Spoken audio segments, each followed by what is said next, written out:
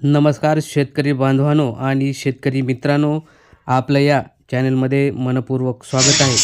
नवनवीन शेतीविषयी बातम्या, नवीन शासनाच्या योजना आपण या महत्त्वाच्या बातमीपत्रात बघणार आहोत.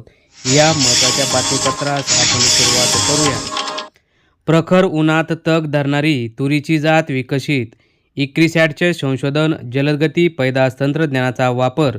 तर याची ठळक वैशिष्ट्ये आहेत. 40 दिवसांच्या कालावधीत उष्णतेत तग धरते. पिकाचा कालावधी 6 ते 7 महिन्यावरून केवळ 4 महिने. हेक्टरी 20 क्विंटल उत्पादन. उन्हाळी हंगामातही लागवड शक्य. सरसकट उंचीच्या झाडामुळे यंत्राद्वारे कापणी होते. साखर हंगामाची पावसावरच भिस्त. महाराष्ट्र आणि कर्नाटकात ऊस लागवडीत वाढ झालेली आहे.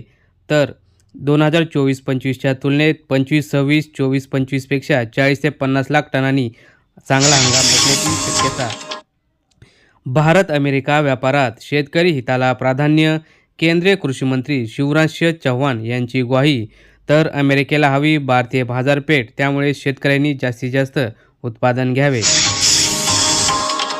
शुल्कमुक्त वाटाणा आयातीमुळे तूर दबावात. बाजारात दर 6,300 ते 6,751 रुपये प्रति क्विंटल. पिवळ्या वाटाण्याच्या शुल्क मुदत आयातीला मुदतवाढ मिळाल्यामुळे हे दर सध्या आहेत.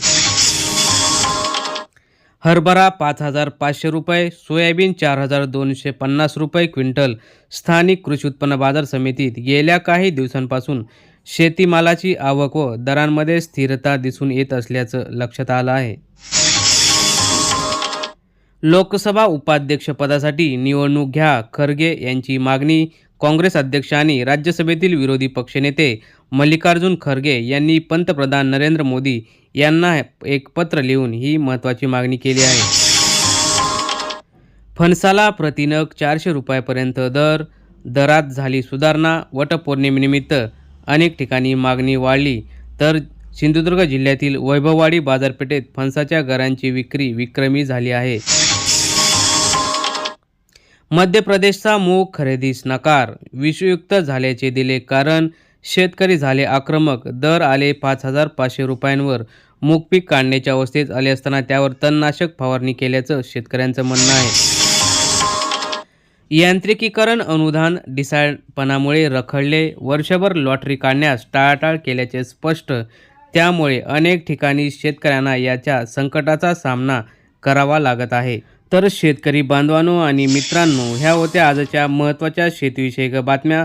अशाच बातम्यांसाठी चॅनलवर जर नवीन असाल तर चॅनल सबस्क्राईब करून बेल आयकॉन प्रेस करा, म्हणजे रोज नवनवीन शेतीविषयी तुम्हाला बातम्या बघायला मिळतील. धन्यवाद. जय जवान, जय किसान, जय हिंद, जय महाराष्ट्र.